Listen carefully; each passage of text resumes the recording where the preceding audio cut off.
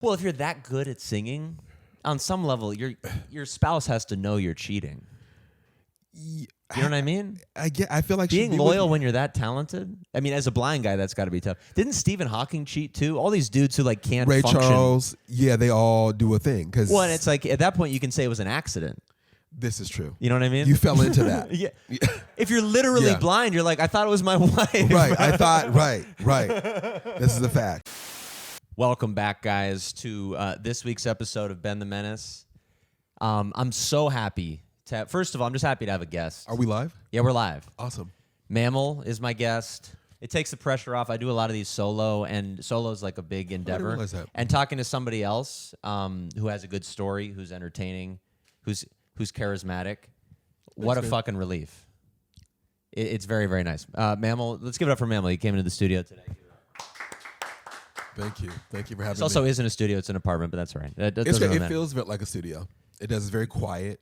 It's quiet. The lighting is pretty damn good. I mean, for an apartment shoot, this is not bad. Yeah, you never know.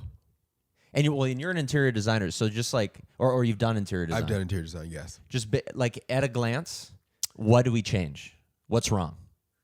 We're doing something wrong. I think you're doing something right. So let's always start with that. That's very nice. And the first thing of starting something right is that you've got the right equipment. You've got great lighting. You've got great microphones and all the things you need to create a good sound. In terms of the aesthetic, it could be a little more jazzed up. Okay. Per se, right? What does that mean? Let's get more. What does jazzed up mean? Just more stuff. Or not even stuff. It could be reworked. It could maybe be the table being brought in.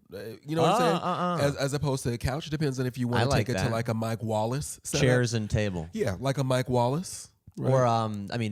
Or the artist. We can pretend like Charlie Rose. I was gonna say the artist formerly known as Charlie Rose because we can't really talk about him anymore. Diaper and vodka. Yeah. Is he out? If I was gonna do, he got me too big time. But if I was gonna do a Charlie Rose style interview at this point, I would wear a bathrobe and just show people my penis. That's what I would do because I heard that's what he did. Okay, did he? Okay, okay. I heard he was wearing open gowns. That's what I heard. Oh wow. Yeah, showing all the roses. And I loved Charlie Rose. Yeah, I did. I don't know exactly what he did. I loved him though. I love that show. He was a great interviewer. Fantastic. And a massive. You could almost smell the vodka coming through the screen. Yeah, he was. I mean, whatever that coffee cup. Yeah, wasn't coffee. No.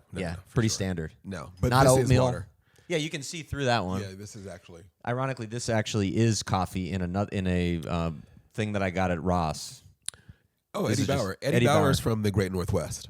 You're from Seattle, Washington. I mean, I don't even know where to start with you. I think, we've met at like the Hollywood Comedy. Yes, that's where it started. Hosting there. Yes. I liked your style. Thank you. You seemed, it didn't seem, you are extremely knowledgeable regarding a lot of stuff. Whenever like a topic comes up, I usually just like spout off. I just make shit up. Right. I say whatever's on my mind. I put my foot in my mouth. I upset someone, that kind of thing. You have information. You're old school. You're not looking things up on your phone. You actually know things. This is true, and I'll put my foot in my mouth a lot of times. Okay. But but at least it's backed with data. This is true.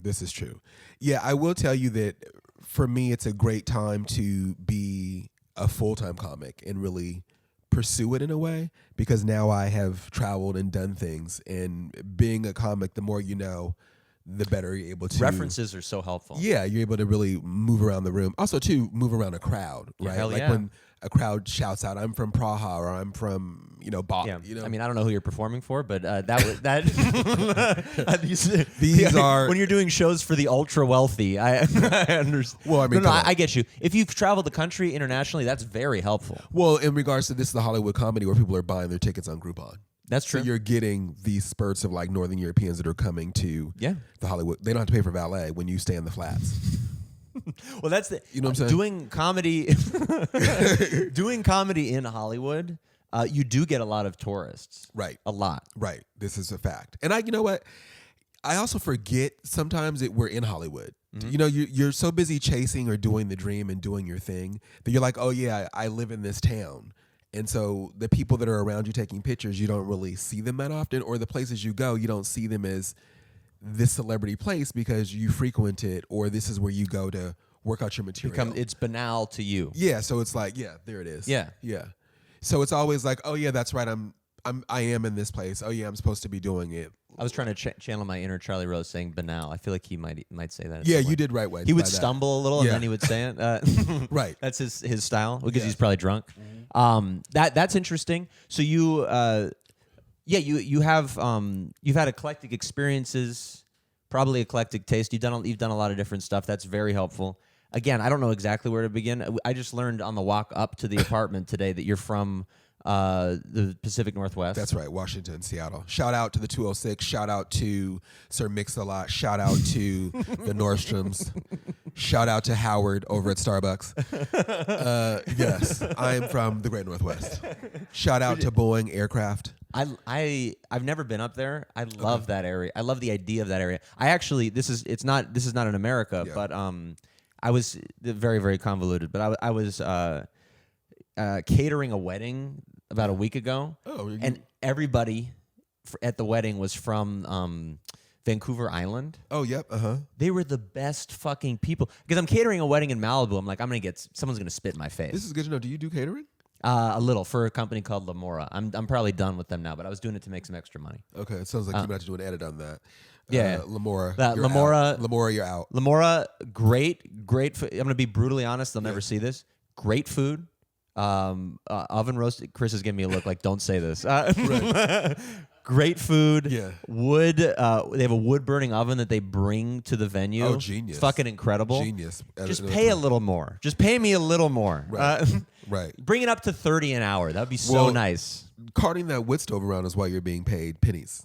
Because that's not cheap. Running around town, getting that up to Malibu. It's valid. I mean, they took it on like one of the thinnest, windiest roads I've ever seen. And there was a party bus that came and picked everybody up. The party bus got stuck.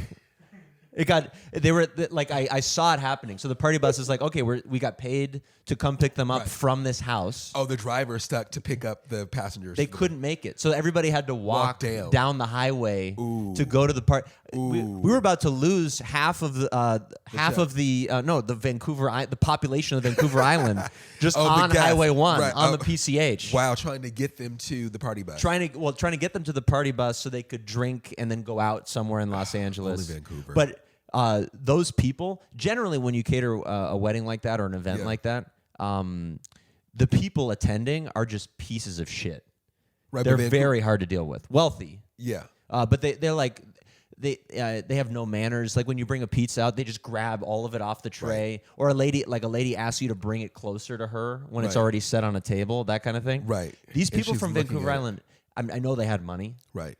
So nice. Yeah. Such incredibly sincere. I was in long conversations with people. I'm like, you're supposed to be with your friends at this fucking wedding. Why are you asking me all these questions about where I like to surf? Like, what's going on? Yeah. I've been nice for a long time. I'm just waiting for the money to come in.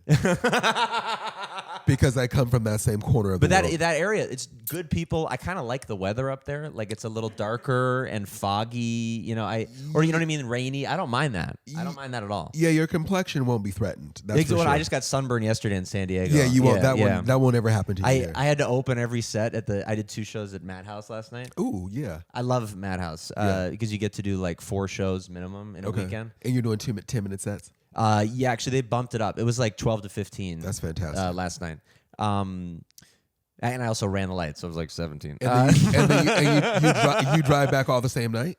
Sorry? You drove back the same night? Yeah, I drove back. Genius. I stayed over Friday to Saturday because it was 2 shows Friday, 2 shows Saturday. Okay. I stayed over Friday to Saturday and drove back last night. I got in at like 2 in the morning. Genius. Not horrible. Okay. But the point is I went to the beach and I'm trying to surf because I'm moving. We'll talk about that. Right. I'm moving to a place where you don't surf. Right. New York City. But you're going to do it anyway.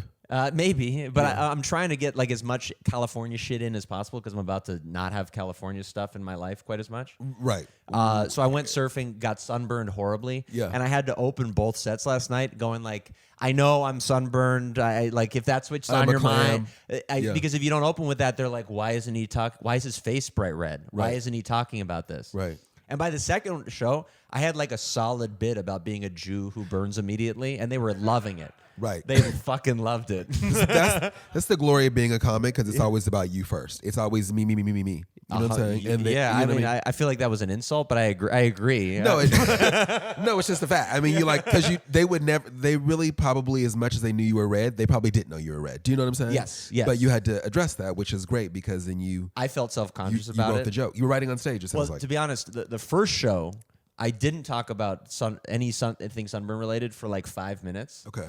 And then I said I was sunburned, and they like lost their minds just with recognition. Like they loved the fact that I acknowledged it, and I could tell they were thinking about it. Right. It was on their mind. Right. And then second show, I did it immediately. Way better set. Right. I think honestly, just because I acknowledged what some of them were thinking. That's helpful. They like it when you do that. This is a fact. Like if your fly's down the whole time and you never say anything about it, you're never going to do well on stage because they know something you don't. Right. You want to know as much, if not more, than they do. And if you're good enough, you know that you can look at someone's eyes to tell you, and you'd be like, "Oh, my shit's that," Yes, because you're that good. Because you pick up on feedback. That's right. It's very the There's noise gives you good feedback, but their eyes do too. Right. But you're also a really good comic. I appreciate that. Yeah, Thank you. Thanks. You know what I'm saying? Like, Thanks, Mammal. Yeah, you are. I'm selfish. Good comic. Well, you have to be it's also selfish the nature to of the be. beast. Yeah. Yeah. I learned from you, right? Because people want to hang out. I'm like, Ben doesn't hang out. Like, I don't hang out with people. Like there was. I tried that. I'm like, these guys are great. I mean, not that, just in general, like you do need to have comedy community. Yes. Right? Friends. You need friends. You need that. That's a fact. Yes. But the touring around town, sitting front row at each other's shows, that can't happen a lot. I'm also getting busy. I'm about to have a family. I don't have time for that. I was gonna say, like, I wanted to mention that you're surfing because you won't be able to surf because you're gonna have a family. I'm about to have Scarlett Jo Herwitz. She's about to come out. Well, you're gonna have a boy, right? I don't know. Can you say that? Can we say that? No, I don't know. Okay. We haven't done the ultrasound. We went to the Medi-Cal facility last week and had it all done. They were like, "Ooh, Herwitz doesn't seem like a Hispanic name." They were confused. Yeah, they're like Medi-Cal. I'm like, where were you? Okay. Yeah, we went to basically Compton to go do the initial test. Okay. Because she's on Medi-Cal right now until we leave the state. Okay. So we just went over to wherever it was free. Okay. And it was fine. And you just happened to be off the 110. Yes, exactly. Okay. Yeah. Great. Yeah, it took her first thing in the morning. I watched Reba and whatever the fuck. Rita. What is the morning show? Kelly and Huda. It's the guy from. It's the dude who used to host.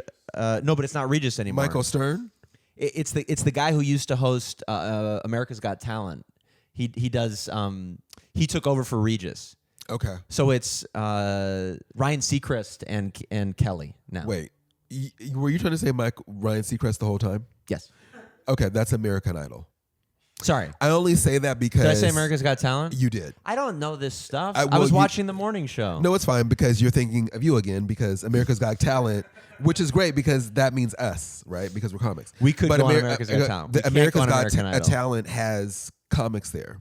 Yes. And so that's why you're thinking American Idol, you can't... I don't sing. And... Seacrest. See, I'm always fascinated because remember, do you remember this? The Seacrest actually, that job was a 2-man job. Do you remember that? And Seacrest swept out Duke. I actually have a side tangent, personal experience with the other guy. He's out, and no one's ever seen him again. Well, we had him on a show that we did for Seven Eckies. It actually got cut, but the production company that produces He keeps getting cut, clearly. Yes, of course. I've done. I talked to Chris the other day Poor about guy. this. I've done so many failed podcasts. It's actually kind of insane how many. Oh, you? I didn't mean you. I meant the co-host guy. Oh, Brian. But we did a show for the Tiger Belly producers. You know, Bobby Lee's podcast. Yes. Bad Friends. Yes. So we did it at their studio. And we had guests on that we did therapy sessions with. Genius. It was really fun. Yeah. It didn't work out great. Green Girl, who I just showed you, she was my co-host for it. Gotcha. It's up on YouTube. You can that's watch a them. different. That was a different podcast. Yeah. And what was that? So you tried this? It's called Honest Therapy. Got it. And so I still love that show. But we had as one of our guests to do therapy with Brian Dunkelman, the original co-host with Ryan Seacrest. And what is he doing now? I'm just kind of curious. I think drinking. Yeah, that must be rough because I mean, but you also have to let it go. Like, you know what I mean? I have a hard time of letting things go. So I'm a new person. That's why Mammal is here. And I want to talk I'm about a firm the origin believer of dropping a new name. I really believe that you have to shed things and rid things. Okay, so again, we're going back to Charlie Rose mode. You're born in the state of Washington. Yes. Your original name, we don't have to say it, but it was not Mammal. No, my first name is Rasan. Okay, Rasan. Yep, you said it correctly. That's Yes. it, Rasan. And I'm named after Rasan Roland Kirk, if you know music. I actually don't really. So Rasan Roland Kirk played 4 instruments at the same time, sometimes 5. Whoa. And was blind. Holy And shit. a fantastic artist, black man. So back in the day. a blind musician who is definitely more talented than Stevie Wonder. Can we say that? Correct. Yeah, okay. I hate to, listen, I would say that he was before Stevie. I hate to say someone's better. But he's better at multitasking, no question. Absolutely. Yeah. Stevie was as well, because Stevie was an avid cheater. I don't know if you knew that, but that has to be edited It doesn't, too. I hate Got to to do a say lot it. of edits. You saying that, I'm like, I feel like I've heard it, or it just doesn't surprise me. Yeah, that, that you're saying that. It's like, of course, you can't see and you're getting more pussy than everyone, because that's how that would work. Well, if you're that good at singing, on some level, your spouse has to know you're cheating. You know what I mean? I feel like Being loyal when you're that talented. I mean, as a blind guy, that's got to be tough. Didn't Stephen Hawking cheat too? All these dudes who can't Ray function. Charles, yeah, they all do a thing. Well, and it's like at that point you can say it was an accident. This is true. You know what I mean? You fell into that. Yeah. If you're literally Yeah. blind, you're like, I thought it was my wife. Right. I thought, right. This is a fact. Yeah. And it's probably someone on payroll too, because that's how that works too. The people that are closest to you want to taste.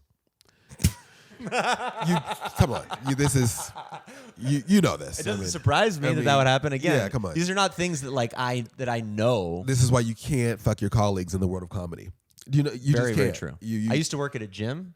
You can fuck anyone you want. right, which and you shouldn't. I mean, As you should. No, I remember I literally, when I was first starting comedy, I was at an open mic and I said I had sex with a handful of people who I worked with. And everybody in the crowd was like, "What? No, you can't do that." And then I work at a gym, and I go, "Oh, all right, yeah. That's New fine. member. Yeah, welcome, new membership. Yeah. It's a gym. That's part of the job. Right. Well, you were a trainer, right? Yes. Yeah, I feel like trainers, that's a part of your job. It's your job is either to teach people how to exercise or fuck them. Right. It's one or the other. And they'll learn from that. you know what I'm saying? Like that too is a lesson. Like, you know what I mean? That's great. You know what I mean? Like, yeah, that's why I never worked at a gym. You know what I'm saying? Like, I that's what I didn't do. It's not a good industry in a lot of ways. I did it. I've done it off and on for most of my adult life. It's not a great career. Okay. Well, it keeps you fit, clearly. Another irony built into that. And you met your chosen one there, right? Didn't you meet your forever? I actually there? met her doing stand up. Oh, right. That's right. Which you said I shouldn't do. Right. But she stopped doing stand up. Right, we because talked about that. Because you gave her your profession, the trainer. Well, I know guess what I'm saying? maybe that's part of it, but also we talked about this before. The only way to date a comic successfully is to get them to quit. That's right. That's the only way to do it. That's right. And she quit. That's brilliant. And now you're off to New York. We're off to New York. She empathizes enough to get what I'm up to and doesn't do it. Right. It's the best combination. Oh, love that. I'm seeking someone. It like really that. is amazing. Yeah. Did you? And you met organically. You didn't meet on an app or online, right? We met in line to do the audition at the Hollywood Improv. Oh wow! On a Wednesday, the bucket. On a Tuesday or Wednesday. Tuesday or Wednesday, the bucket. The bucket. Okay, very nice. We both won set of the night. Wow, this is a story. Wow, Yeah. this sounds like a rom-com. It was pretty amazing. Keep and going. then I was running a venue down the street, and I got her to host. Oh wow, And that was it. She came in once a week, and then eventually we were dating. That was it. wow. And dating means sleeping together. Oh yeah. Yeah, No, yeah. we actually, now that venue's closed, we had sex in there. Yeah, that makes sense. Yeah. Yeah, you I can say that. Yeah, because you wanted to smell it as you were hosting. It was pretty Coming disgusting. to the stage. Just like It was smelling a your tiny office. It was really gross that I did that. Oh, that's fucking great. That's fucking great. Okay, we keep getting sidetracked. So, you grew up there. What, did you stay there? Did you move immediately? So living in Seattle, the weather is extremely challenging. The rain. The rain growing up. So this is like the 80s, the early 90s. Mm-hmm. And so in short, I met a woman at work. I was a shuttle driver at the Embassy Suites. And I met this woman who worked at the front desk. And we became fast friends. And her cousin began dating the lead singer of Train. Oh wow. Are they from Seattle? Do you remember Train? The Yeah, group of course. Train. Yeah. Can we sing? Can you give me a little note of Train? I don't really remember. That's right. What is the biggest song? Soul Sister, yes, is one of their biggest songs. We should really do the research on that. I don't want to. I thought Soul Sister. That sounds familiar. Yeah, let's just double check. I remember hearing Train, or I remember thinking just at face value, I'm like, I'm not gonna like this, and I listened to it. It's actually pretty good. You know, Charlie. I mean, they did a phenomenal job. In short, It's Hey Soul Sister. see that hey is important. Very helpful. You see what I'm saying? You gotta like. We could write a song called Soul Sister right now and get away with it. That's right, and then be charged later because yeah. Well, hey Soul, we can't do that. We can't do hey, but we could do Soul Sister. I think we or could do we Soul Soul Sister. Brother too.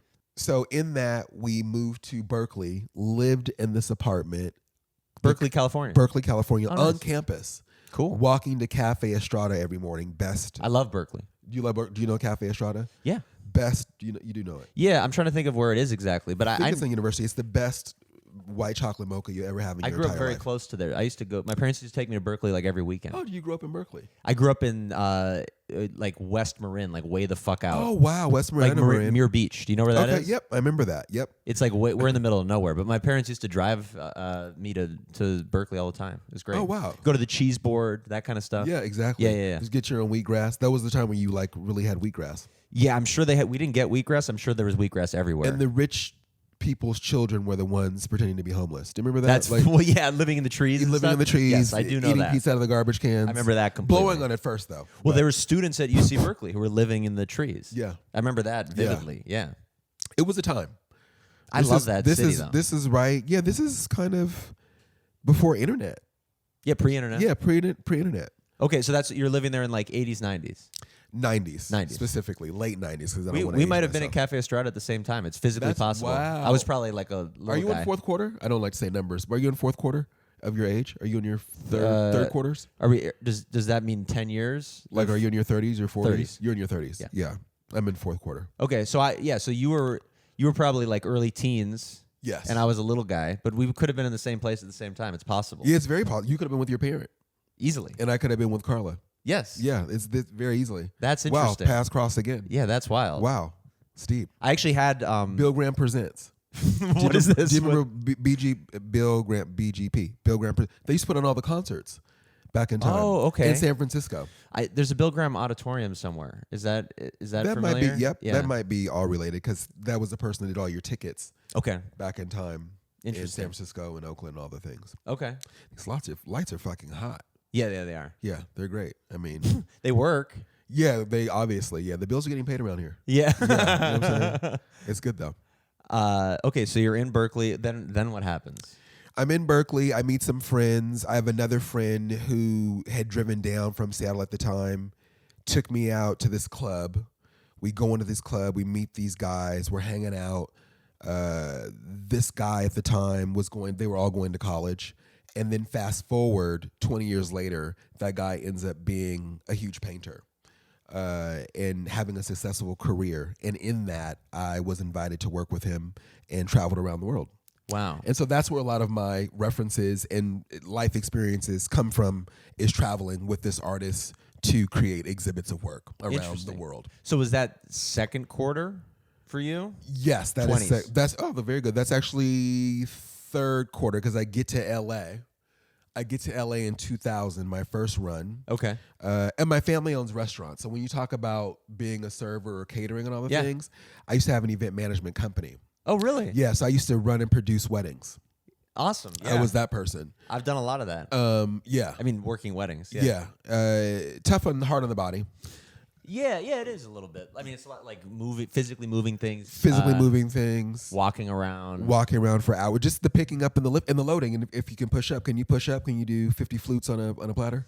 Yeah, I can. I'm And not, move it through the crowd and drop it down? No, and I can do get it. Okay. Yeah. I can do it. Yeah, that's my world. Yeah, nice. Well, that's why I tapped out, because it's hard on the body. It is. You know what I'm saying? No, that stuff is. I'm having flashbacks. Sorry. You just had a panic attack. Yeah, a little bit. Yeah, It can just do that thinking to you. about it. Yeah, it can do that to Carrying things. Yeah. I'm having flashbacks. you. Corner. Yeah, like all of that. Yeah. Flashbacks to carrying a trash bag full of shit, and it snaps in half. That kind of thing. Ooh, yeah, that never. Yeah, I've had some of that. Ooh. Because someone put like like dry brush or like tree branches in there or something for no reason. Decor? Yeah. Set decor? And then there's Sounds like there's sauce. There's like tomato sauce spilling out of it. Ooh, sounds like bad management. See, Yeah. this is where I come in at. There's that. We're back to like that list we spoke about, structure.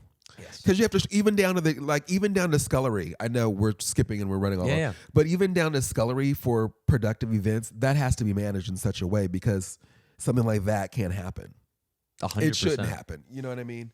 I was doing weddings in Santa Barbara, and there's just not, this, even in Malibu, there's not much wiggle room for mistakes. No. When you're up at that price point. You know what I'm saying? Like that. No, the person who's in charge, whoever it is, overseeing the event and telling the waiters what to do, Right. is panicking the whole time. Right. Right. Because there's a lot of pressure on them. They've been interacting with with whoever's wedding it is for a very long time. Right. For years, because Yeah. this is the bride. Yep. And now she's gone Bridezilla, they call them, Mm-hmm. where they do a twist and the bride like is looking for perfection. You know what they should work on? Those fucking speeches. That would be nice. Right. And to work on the do we have any tissue on set? To work on the thank you, Chris. To work on the speeches means to pick a better bridesmaid Yeah, or groomsman because it's rough. Pick like the process for choosing a bridesmaid or groomsman should involve oration skills. Pick an orator. You're awesome, man. Thank you. You got to pick someone Pollen's rough out here. who knows how to speak, public speaking. Right. Right. Well, and people don't go to weddings for perfection. I do. Well, right. Right. Because you're the server in the back going, get this shit, hurry the fuck up. Well, and also I'm a server who does stand-up comedy. Right. And I'm just like, this is not good. Right. This is a bad speech. Right, it's a bad, and it's they're like hammered. Or someone's facing one side of the audience the whole time. And I'm like, 1 minute here, 1 minute here, 1 minute. You got to move. Wrap it up. Yeah. Right. Yeah. Bob and weave, buddy. Yeah. You got to Yeah. move around. Yeah. Pivot it. Yeah. He's just like in shock, staring in one direction. And that would be, it's tough with weddings because there's just so many different details. Like that's a wedding coordinator detail to address In the rehearsal. That's right. Yeah. Right? Because rehearsals happen, or they should. They always should. They should. And I take phones. Whenever I was a wedding coordinator, day of, I would always take phones. That's smart. Yeah. It looks good, but in the end, people are upset, but it's fine. The bride's always happy with the video footage because people are focused. Right. No, I think that's brilliant. And that's one similarity that weddings and comedy clubs have in common. Right. Better without phones. Right, better without phones. Hence the way I run my mics. Like I kind of run my bikes. Like I'm very like No, yours are the best. Man. structured. I enjoy when open mics in general. We gave it up though. Yeah, we did. Yes.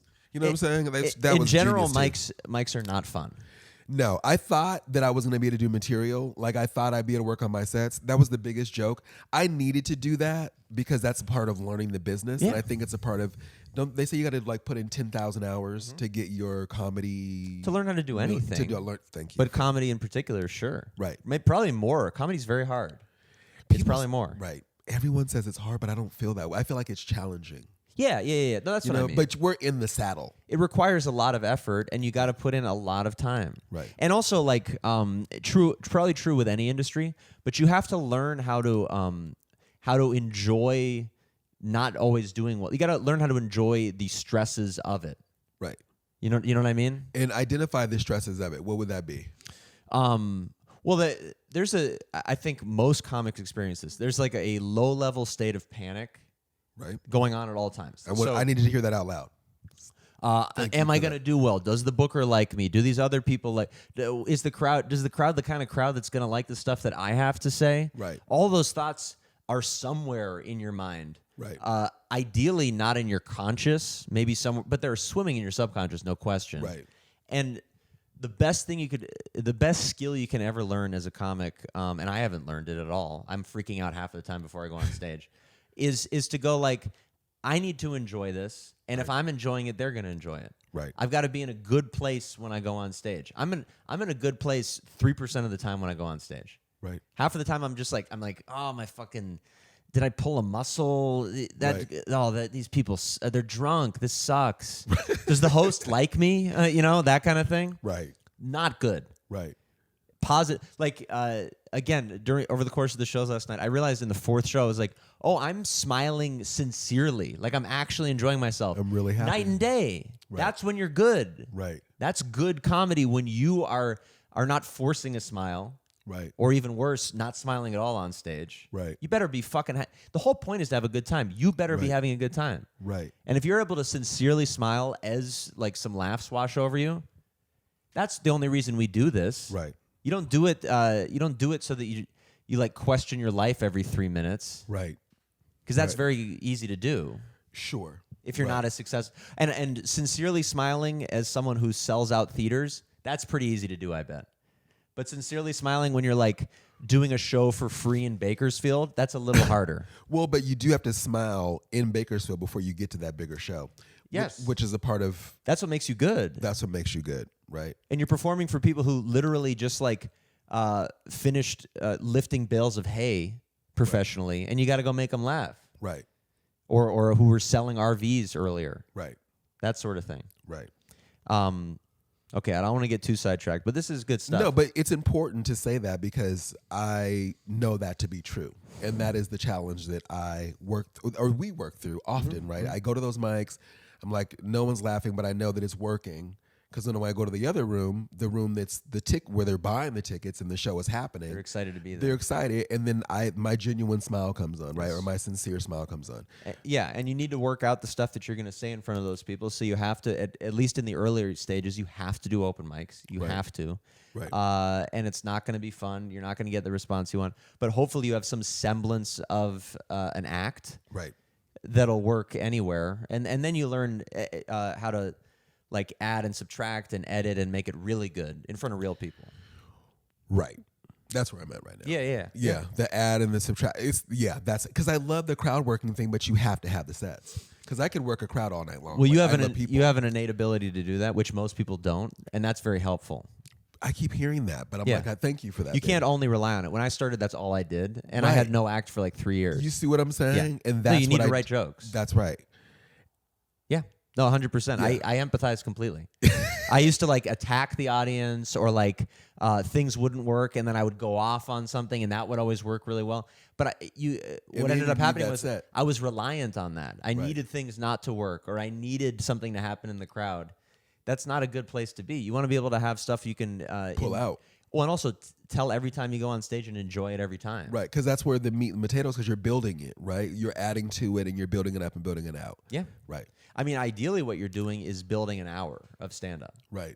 And it takes a very long time. But when it's all said and done, after years of open mics and bad shows, and then shows get better, blah, blah, blah, you're climbing a ladder a little bit, you should have 60 minutes of killer stuff That's right. that you film, that people pay to see, blah, blah, blah, Right. all that.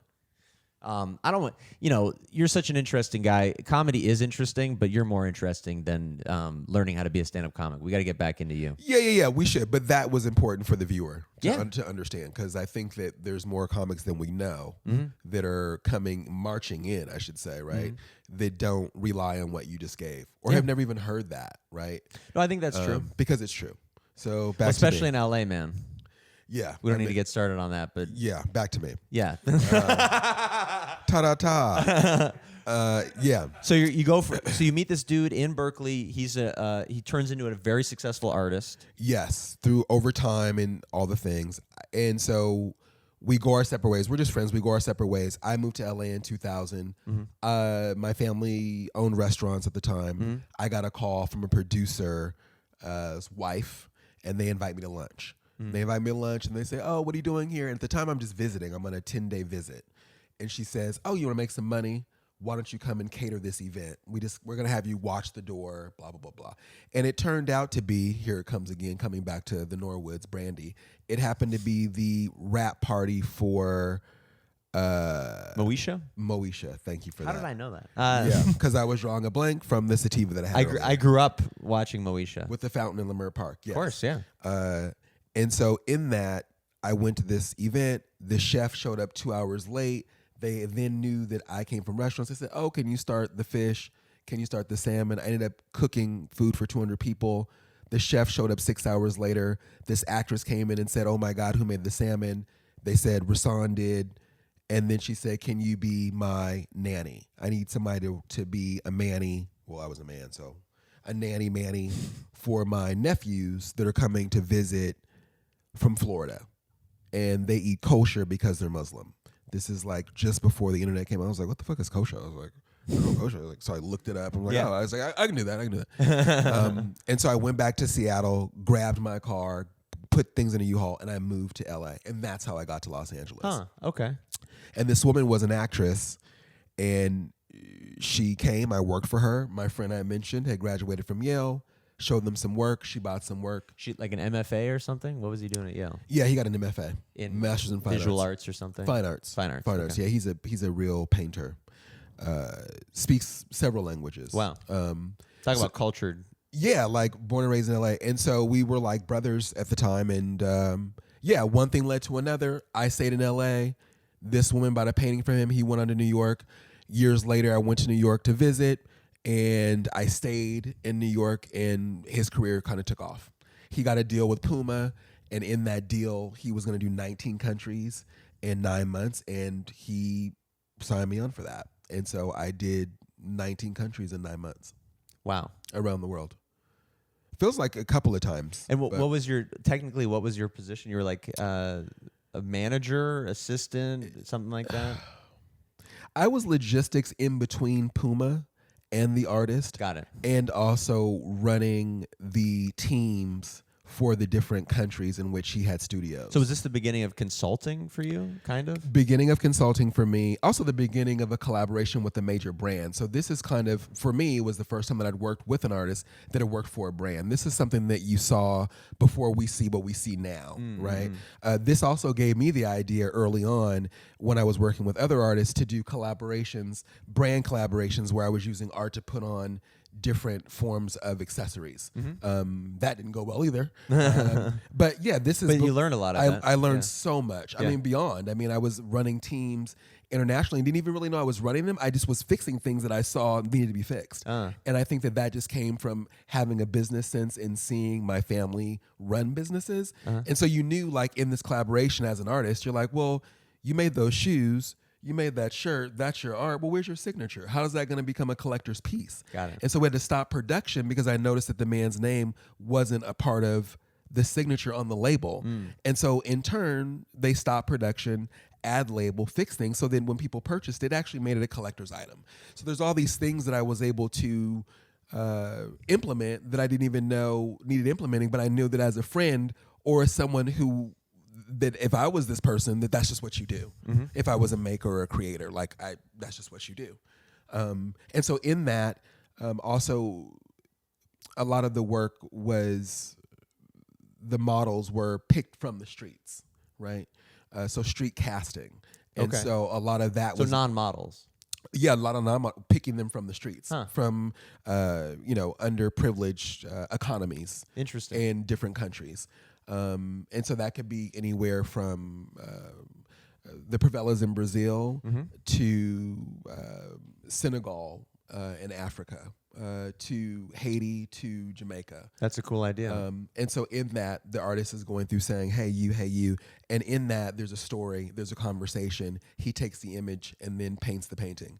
And so you do that all over the world, and it becomes the world stage Africa, the world stage France, the world stage Haiti. And so I learned a lot traveling in between that time and managing the models and paying the models. That was one of the things that he did, which was pay the models a fee for their time for shooting them once we met them in the streets.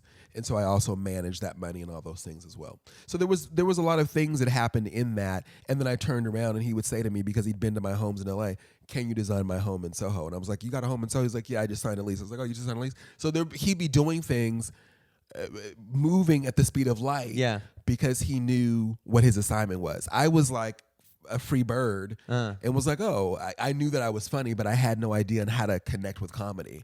And so I used all the skills I learned growing up to finesse others, and I would find myself on these great teams that would allow me to manage and build out things. And everyone was young, so no one knew where they were going. He just knew how to be a painter. And I knew what that should look like on a scale of design or management in your studio and so on and so forth. But it sounds like initially he saw potential in you, and then he kind of created a few different career paths for you, just based on what you were innately good at. That's right. That's Okay. right. That's right. And then took it and was like, "Ooh, you should take this farther and now manage this." And so he would test me, and then I'd pass the test, and I'd be given one. I'm like, "Holy shit!" So I'd look up, and I'd be like, "Oh, and it would just be happening. Huh. And so we'd come back from a trip, or we were in Prague, and he'd say, "You've got 19 days to finish this apartment before we go to Istanbul." And so I'd run back to New York, and I would design this place, this 4,000 square foot apartment, in 19 days, and then we'd be on to the next one. So that's how I created, and in that, I would continue expanding myself. So I tried to do an interior design line, failed, but I tried. You know what I'm saying? Bedding, sheets, fans, the whole kit and caboodle with African decor remixed. Huh. That's cool. Interesting. I mean, I had no idea. So you're in New York for a while with him. 10 years. 10 years. Yep. And then I came back to LA because of the pandemic. Got it. That's when you came back. That's when I came back. You were in LA initially. He's taking you on the road throughout the world. Yep. You land in New York with him, like working directly with him. Yep. What stopped it? Like, was there something that ended the professional relationship, or is it still going? No, it stopped. I think you're not something you're. I think cash and ass stops a lot of things as you grow. You know what I'm saying? Well, the more wait, cash you want, the more ass you want, and then you want another single, double, triple scotch. Got and it. things just kind of Got a little people out of do hand. it. People get Sounds like he was very successful. yeah, and it still is. I believe. I Okay. don't check in, But there's a lot of cash and ass and a lot of liquor. I can't say that now. But at there the was. time, yeah, I think that A few years ago there was. Yeah, Okay. yeah. I guess there probably still is. Yeah, I my mean, guess. you kind of like that. I mean, you kind of, you do I like thing. the idea of that. Yeah. I like the idea. I like the idea of him not figuring things out. I do Yeah, like I that. mean, Yeah. I mean, we were on the horror tour. You know what I mean? I've seen every horror house that this world has to offer from every continent. You went there. I've been there, yeah, as a guest. You saw the prostitutes. I can tell you any and everywhere. I can tell you every country, every. Interesting. Yeah, As a guy I who love has also seen a lot of prostitutes, but a little more locally. Yeah.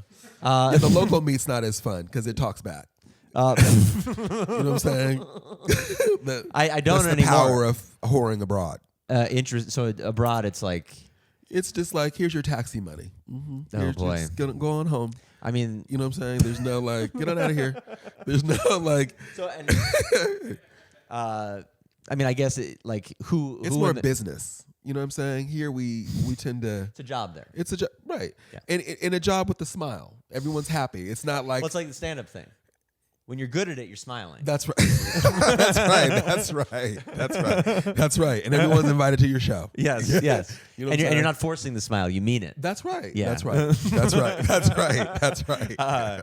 So it sounds like it was his idea. He liked seeing the prostitutes. That was That's fun right. for That's him. right. And you just happened to be part That's of right. it. Well, that's always the trick, right? Yeah. Because if you go along, then you're just saying that you're involved. You're saying Right. that it, like, if it was up to me, I wouldn't be doing this. A lot of guys do that with strip clubs. Right. They're like, I don't like it, but my friends really want to go. That's always a story. And then you really enjoy yourself. That's right, because what Yeah. happens is if you tell, that you're telling on yourself, Yes. right? So that means I'm telling on myself, and that's also I had to learn that, right? You learn. But also, you're in your 20s. I mean, that's like, there's unlimited 30s. money, unlimited prostitutes. Right, and money, by the way, that he had never seen, or he'd never seen. I mean, and by the way, we're two black men running around the world, and he speaks multiple languages, so it was like the best time of my life. Sounds like you probably had some free sex too. Yeah, I always knew I'd have free sex. Yeah, Because yeah. I was like, because he had the money and I didn't. So you always had to figure out a way to like get it if he couldn't give it to Well, you. he probably did too. I bet he's a pretty compelling guy. But you also know how men are. Men can be, we are. I am one. I'm a man. And I am as well. You know what I'm saying? And you know that you come first, right? 100%. You know what I'm saying? So Yeah. you could be in a room. Oh, you mean literally? Well, no. It's probably second if I hold back. But here's the thing on that. Here's the thing on that. You can be in a room full of whores, right? Yeah. And we'll just call him Mr. And Mr. say, you pick first, right? So you're like, ooh. So then you pick. You're like, I'll take, because some of them have numbers, right? Yep. So you'll say, I've I'll been take. in situations like this. Yeah, so you you're see the like, lineup. I'll take 22 and I'll take 19. And then Mish's like, oh, okay. And then Mish comes back and it's like, you know what? I'm paying for all this. I'm going to take 22 and 19. Why don't you take 18 and 50? Oh, and you're like, stolen but I from didn't. Do something. Well, there's no stealing because you're not paying. So that's Yeah. the game. Well, yeah. He wants to see who you're interested in. That's right. And you're probably interested in the best ones. or not. But that also, maybe not even. But all of a sudden they've become the best ones because you wanted them. But that's also the power, right? And you have to learn the power of megalomaniacs. You have to learn the power of gaslighting, and you have to learn the power. So you're saying this guy might have become a sociopath? Is that what you're saying?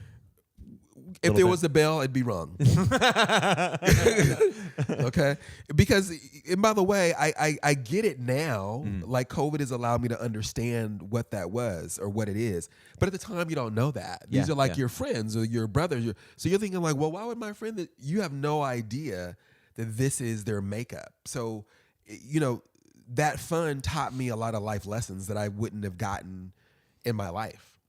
That made me stronger as an adult. Yeah, well, and I mean, that's an entertainment industry. Technically, it's not one that most people see as accessible or know a lot about art, like fine art. Right.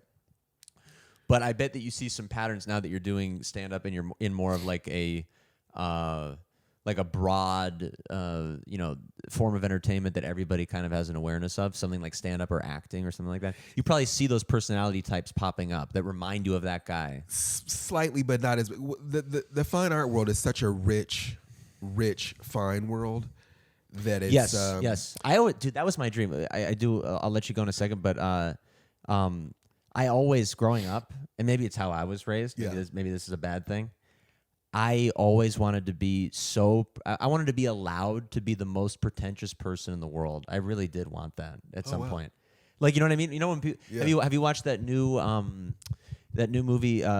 It's a fake biopic about the composer or about a what's the name? Is it on what network is it on? Tar. It's called Tar. I've heard on Peacock. Okay, I've not seen it. Lydia Tar. That is a fake person they made up, but they made a biopic about. Okay.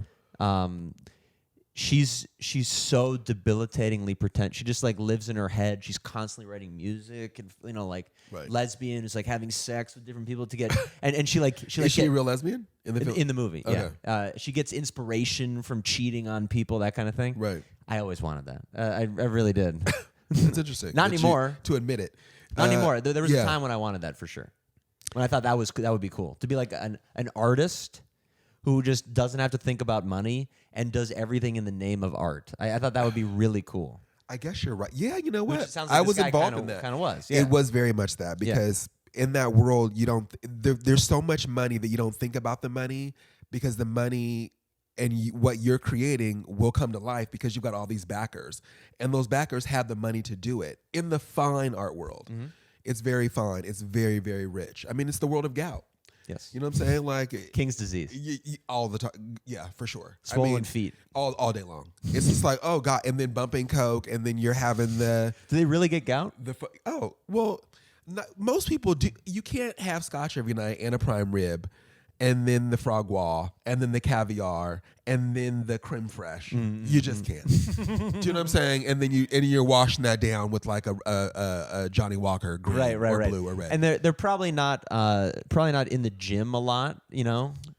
Probably not like exercise enthusiasts. We did because you do that. Some do. You're also vain, right? Because I was actually kind of thinking that. Yeah, too. some artists are super vain, right? So they're doing sit-ups all the time. Some, okay, right? And then you've got the ones that are like, whatever. But yes, let themselves go. Yeah, and then you're like, come on in here and take care of this, because you know what I'm saying? Because you got the cash.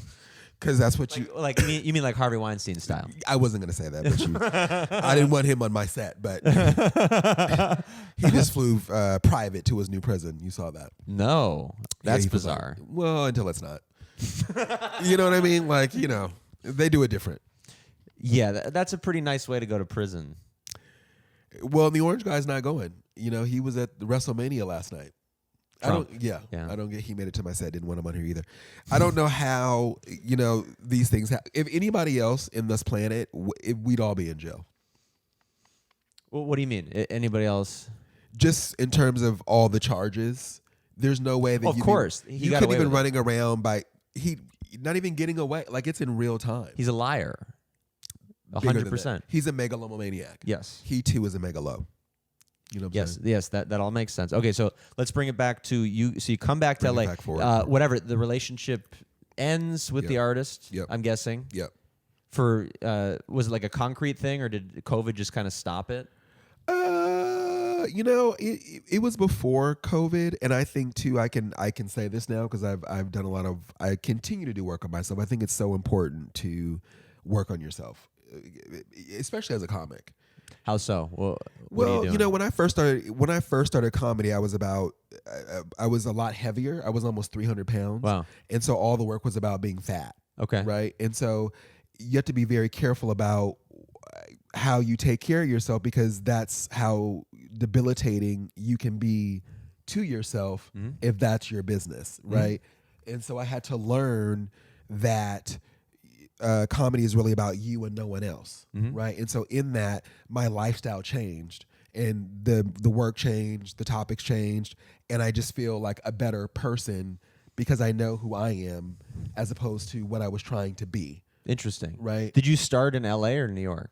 I started comedy here in LA. In fact, that friend or the person that we were speaking of actually had gifted me classes at Acme at the time. Okay. And I went to Acme, and then When was this? This was like 2000, maybe 6-ish. Oh, it's a long time ago. Long time ago. Okay. And then in that, I got into a car accident. Oh shit. Someone hit me, ran a light at Normandy and Wilshire over in Koreatown. Yeah.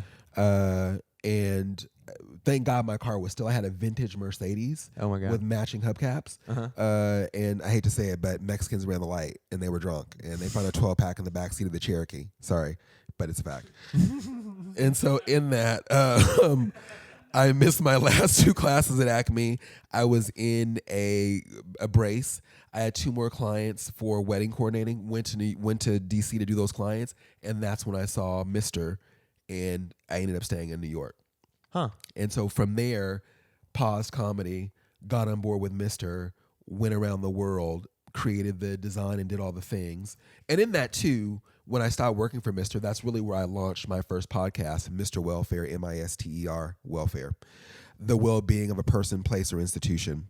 That's when I launched Mr. Welfare with 2 co-hosts in New York, and did that for 3 years, and realized the co-hosts were just co-hosts. They didn't promote it. They didn't tell anyone about it.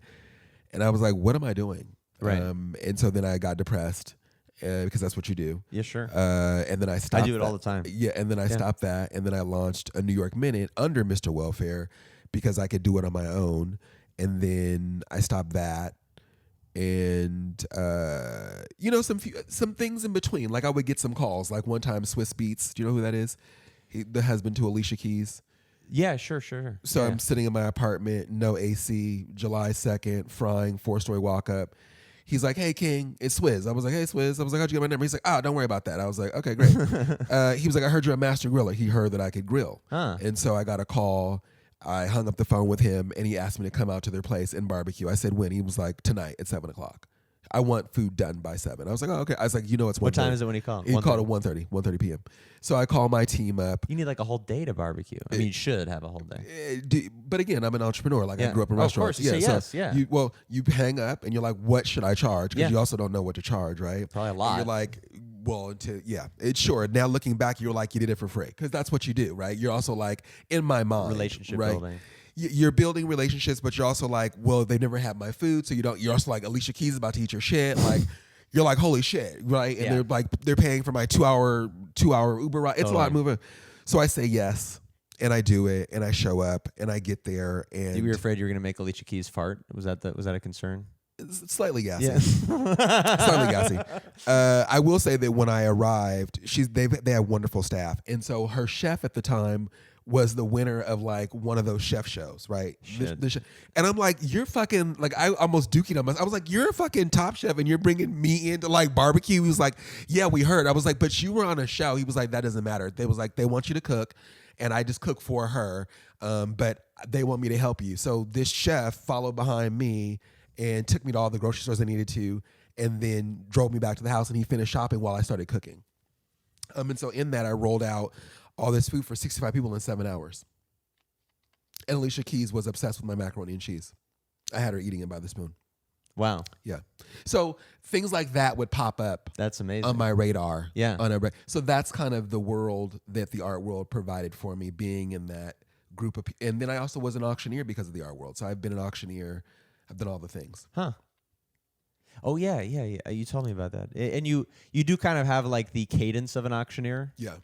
I don't know if you always did, but Well, you learn it, right? Yeah. Like you could be an auctioneer. I mean, essentially, I would love to do it. Yeah, I mean, you're going to New York, so Yeah, I maybe. mean, I've already given you the co-op, by the way. Ben's going to be a member of the Park Slope Co-op. He is Yes. a referral of mine, Rasan. He'll look them up when you get there. Hopefully, you'll get in faster.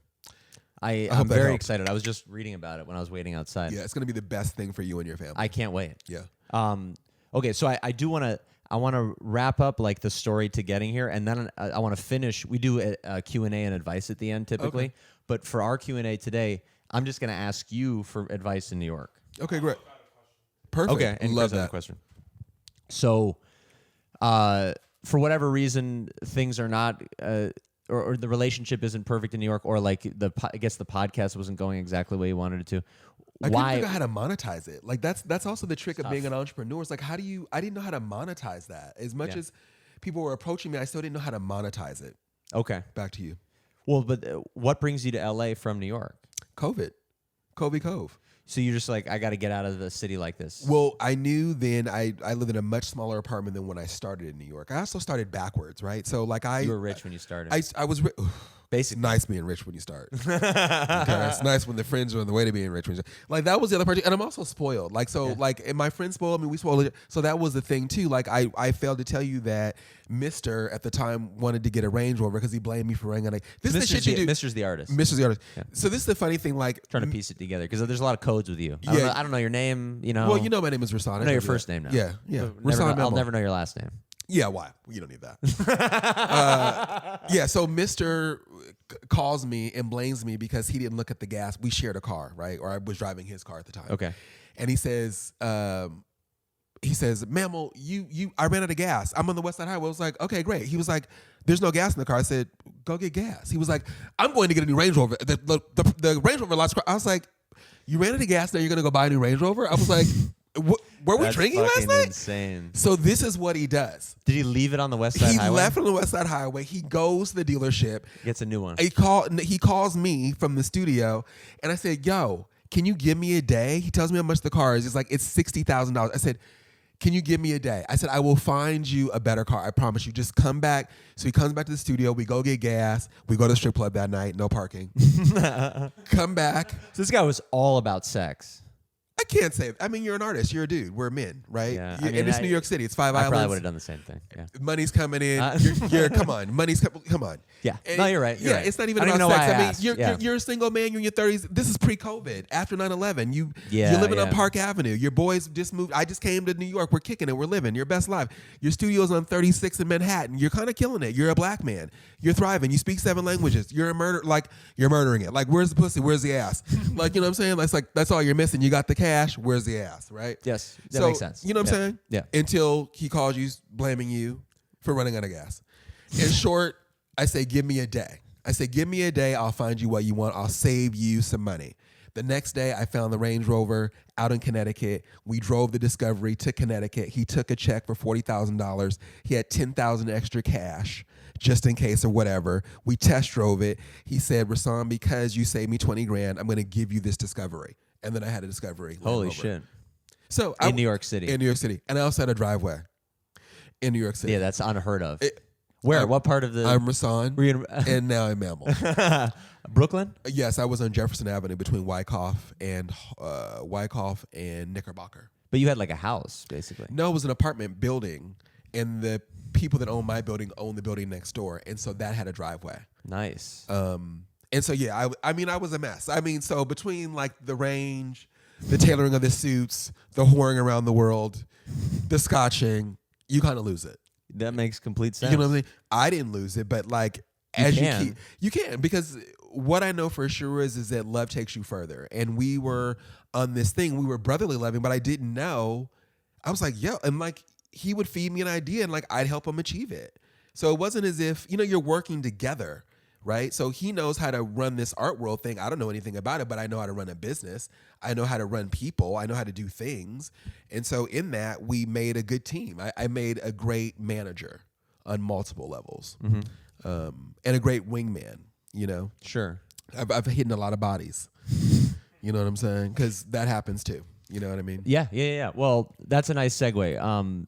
We do a Q&A segment at the end of the podcast typically called Ben Changed My Life. Okay. If Chris is up for it, we'll do a little graphic at the bottom. Okay. There's a little song that goes with it. Okay. We can do that now. Let's do it. Give it a second. Okay. And if Chris doesn't do it, just picture it. Okay. There's something, Okay. Ben changed my life. Yeah. So you're basically a professional wingman. You're a professional consultant. You help people. Beyond. You know how to do that. Beyond. I need your help. I'm moving to New York. Yep. I'll be living in New York City on May 2nd. Okay. Oh, that's so funny. I literally left New York on May 2nd. This is meant to be. Yeah, literally. Yes. Like I think my flight was like the next day. That's insane. Yeah. Cinco de Mayo weekend, you're going to be there. Yeah. That's going to be pretty wild, I bet. The best. What do I do? I'm joining the co-op, like you mentioned. That's step one. That's amazing. I mean, it looks at typically the markup. I was reading the website. 20%. Well, no, but typically the markup on regular food at a regular grocery store is like 60 to 80%. 80, yep. It's 20% here. That's all. And we'll be, on paper at least, and in actuality, a low-income household. It'll probably be less for us. Yeah. It's amazing. No, it's the best thing that someone introduced me to. Shout out to Mecky, shout out to Louisa, that introduced me to the co-op, because it took me a while to get in, but once I got in, it really structured the way that I eat. It just gave me a better. But you get good quality stuff. Yeah, and I'm also too. I was a single man. I've been a single man for a very long time, and so in that, I'm kind of, my own MacGyver, if you will. Right? Yeah, sure. And so, well, you're eating out. And in New York, you're eating pizza. You're eating fucking hot dogs and stuff. Yeah, I didn't eat that anymore because good. Well, you're rich. Yeah. That changes everything. Yeah, everything, by the way. Yeah. But you should cycle. But people are eating shawarma. People are eating stuff that isn't so great. Yeah. How do you want that? And then they want to put sugar in your coffee. How many? It's like, don't let them put sugar in your coffee at the bodega. Don't let them do that. Yeah. Okay. Well, what else? What do you need in New York?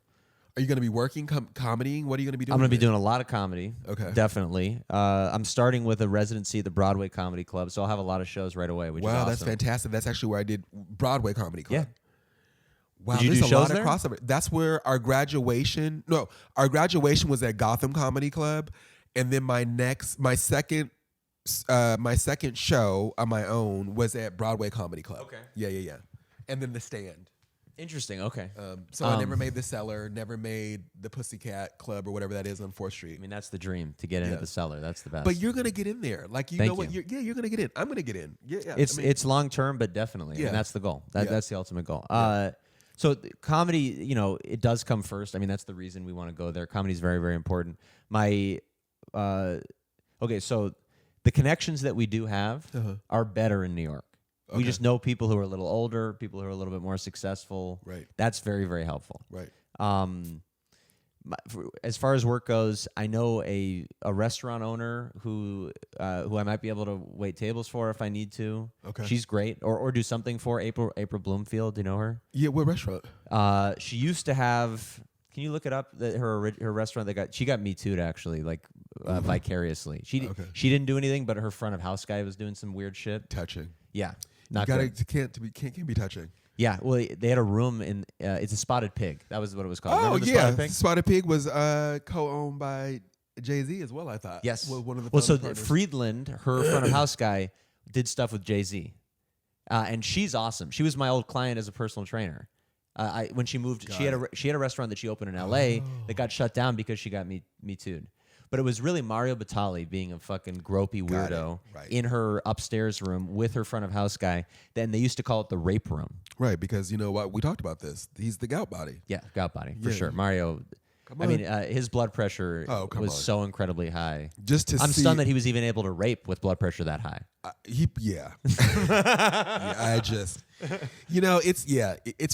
It's dangerous.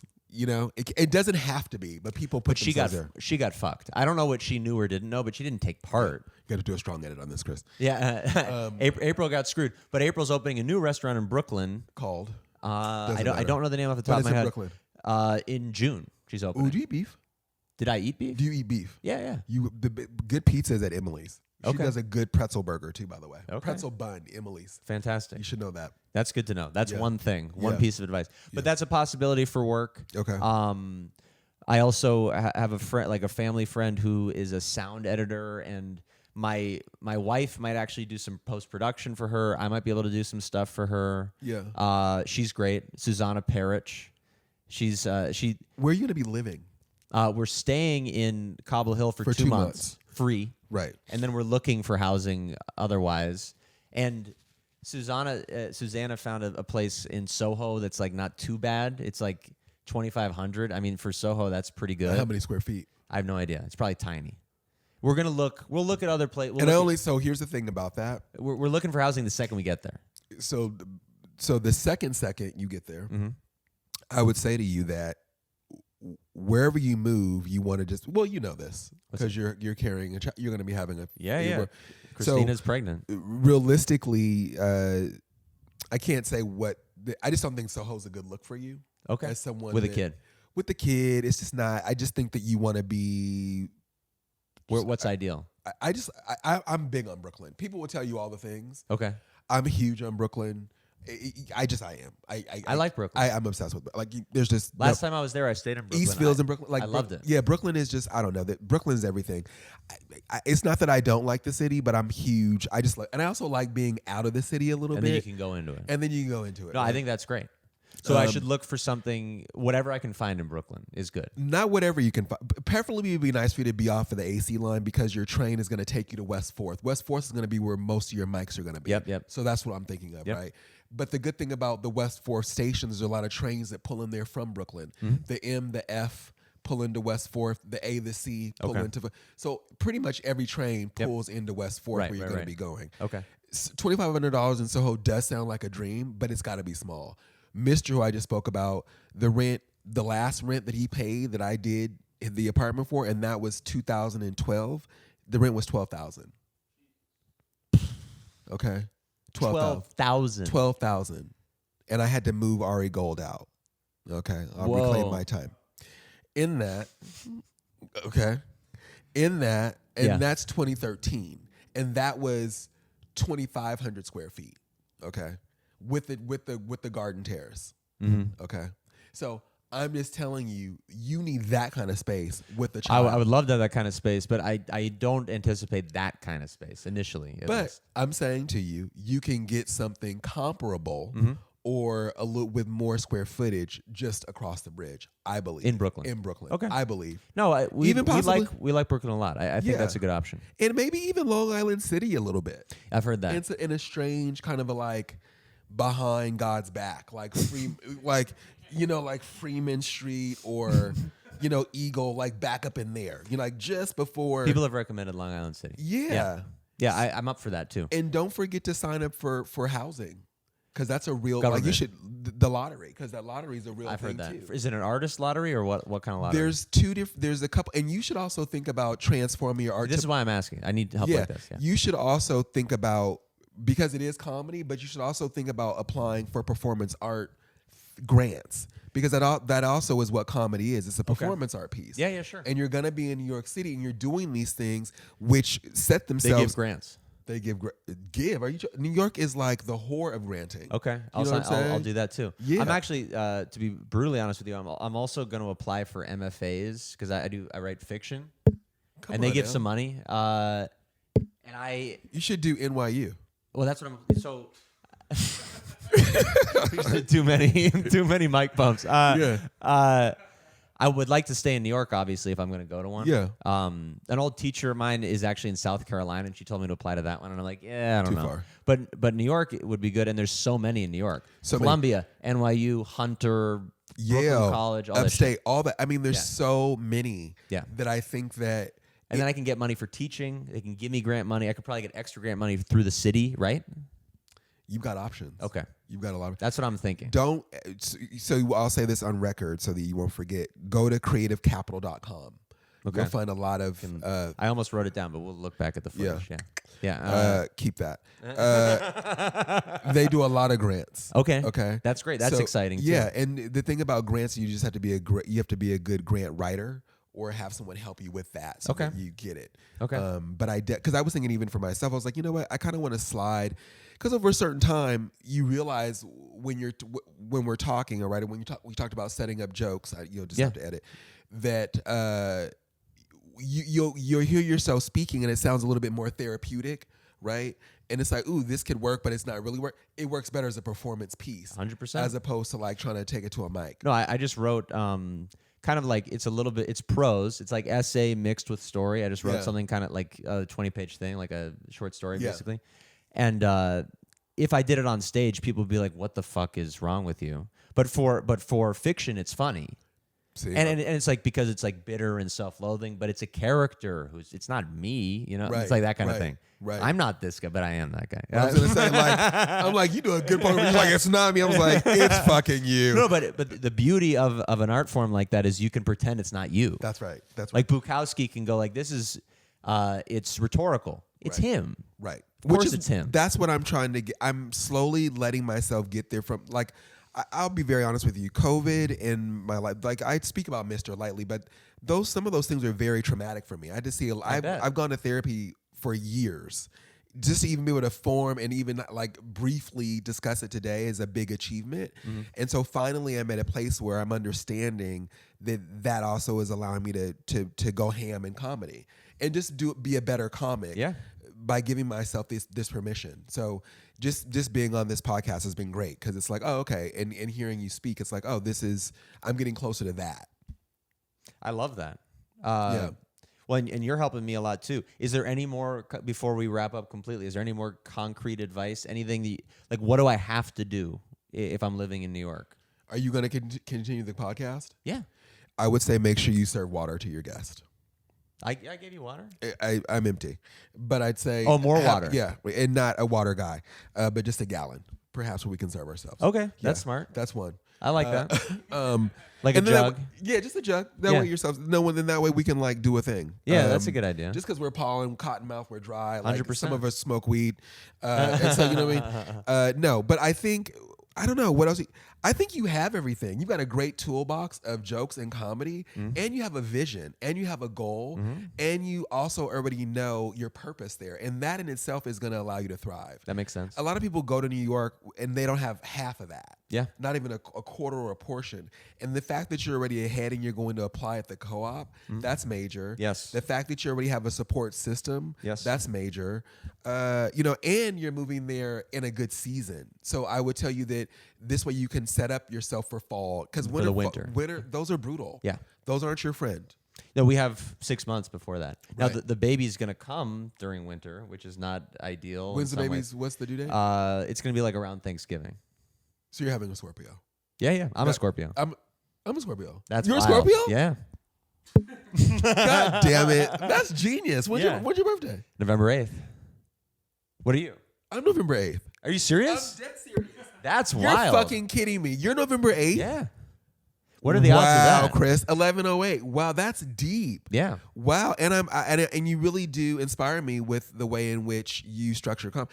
I knew you were special. I mean, I can say that as a Scorp now, but I really didn't know you're special. I didn't. Do you know what I'm saying? Like, it's very funny. Like, what are the odds of that? Because I always liked you. Yeah, I had no idea. And I don't buy into a lot of. Like, I don't either. I can't stand people. Monthly things, and No, spiritual, none of that. the stars. Yeah. But when you have the exact same birthday as someone who you've always liked, there's got to be something to it. Well, it's very interesting because remember, this is deep, because I went to the flashback mic as a guest of Felix. They let me perform. You missed my performance. You brought the man who had the great teeth. God, I don't remember this. He's an old client. Oh, yeah, sure. You brought That's funny. Yeah, I brought Mace. That was the flashback show. Right. Yes, you came to that show. I didn't even realize you were there until afterwards. Right, yeah. because I was a black late. person. Yeah. Yeah, and then you did. That was a dark room. It was a dark room, and I was the darkest thing in there. I was the darkest thing in that dark room. And short of, in that room, by the way, flashback used to be a weed dispensary. Did you know that? That makes sense. Yeah, so the stage we were at is where they sold the weed. Okay. It took another comic to tell me that. Makes sense. In short, fast forward, it's also where you decided to do the open mic.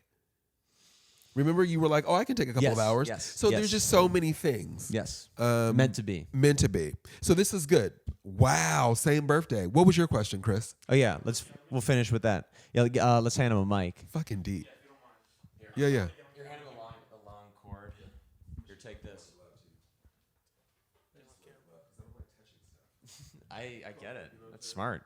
You don't know what, dude. These guys are all like fucking getting fist fights in the street at night. You don't know what's on their hands. You have no idea. So Me too.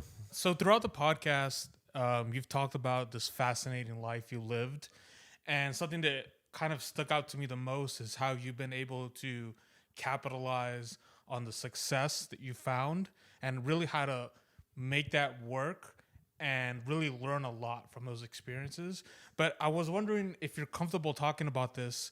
Can you talk about a time before you found these successes, maybe at a time where you were failing, and what you learned from that? From the failing? Yeah, from the failing. What a great question. Chris comes up with good questions for sure.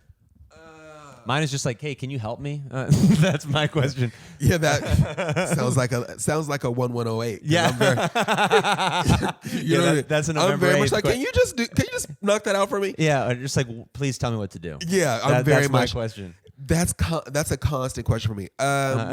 Yes, I will tell you, Chris, that it always sounds easy, right? Like I would come up with these things. So here's a fun example. So I'd come up with this idea of an art fair, right? It happened to be at David. I always get confused. David Chappelle, because there's David LaChapelle, but David LaChapelle is a photographer. So Dave Chappelle. The Dave Chappelle. Thank you. The Dave Chappelle. See? So, yeah. You got me together. People in the art world are the only ones who are like, which Dave Chappelle? Right. And it took me, yeah. There's a school in D.C. It would take me a minute because I'm having a brain Was fart. it his art school? That yes, school? correct. Okay. The art school. He went to a performing arts school in D.C. Performing arts school. Okay. So that art school, a huge collector that I knew funded a lot of the work. So the name will come to me. Okay. In short, I tried to trademark Blacksonian, which is a word. So I don't know if you've heard of the Blacksonian. So Blacksonian is the reference that Blacksonian is what they call, for short, the African American Museum in Washington, D.C. And David Adage is the architect for that museum. Okay. In that, all the blacks call it Blacksonian, right? It's like the Smithsonian, but for black. For yeah, blacks. Got Right? it. So me being a Blacksonian, I was like, let's trademark that shit, right? So I called up the trademarking company and I paid $1,700 to try to trademark this thing to then make this art fair. And in short, I lost that money. I didn't get trademarked. And I say to you that in that failing, in spending that money, I just realized that I have to do one thing as opposed to running around doing all these things. And in that moment, that's when I really brought it back to stop trying to produce, stop trying to stay in this art world thing because you're attached to it because of Mr. and all, because it's all I knew.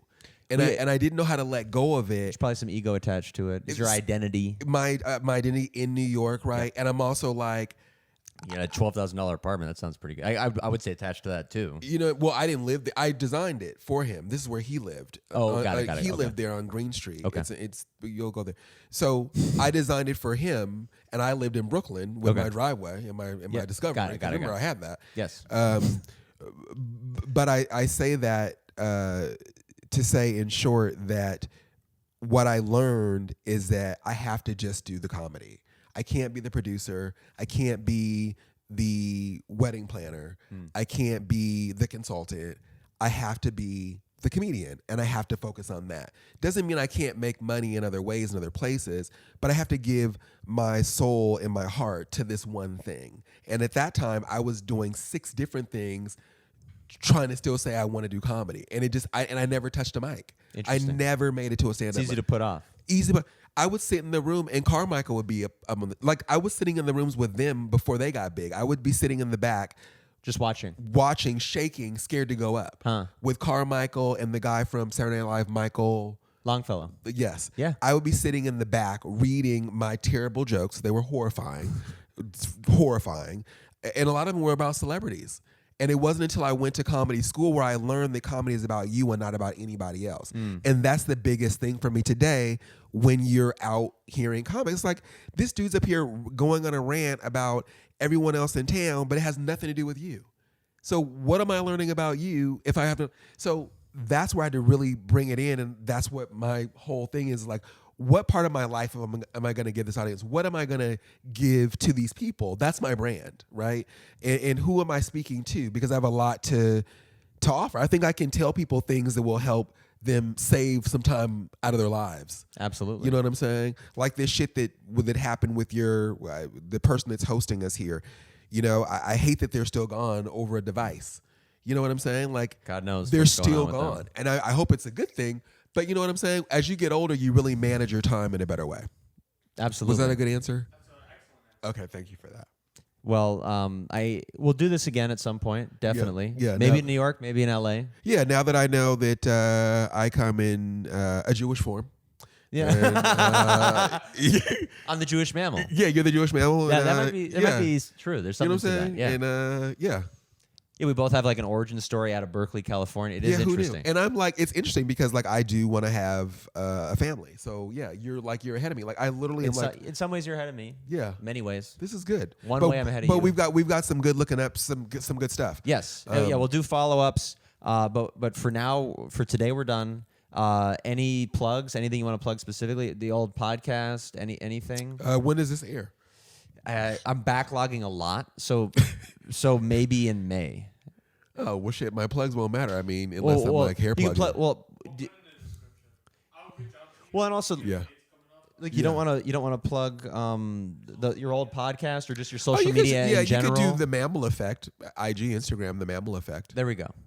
Yeah, you can do that. For shows and Yeah, dates you can and do stuff. that. Yeah, Mammal Effect. There we go. Mammal Effect. Yeah, that's great. Yeah. And I at some point I'd love to do something. I think we could co-host something. We could do something together for sure. Yeah. Down the absolutely. road. Yeah, for sure. Yeah. Yeah, for sure. Yeah, that's it. Mammal, thank you so much. Let's bump mics one last time. Yeah. I mean, there's no other way. Am I Thank the you first? Am I your first mic bumper on the show? Definitely. Yeah, I knew that. Yeah. Thanks, guys.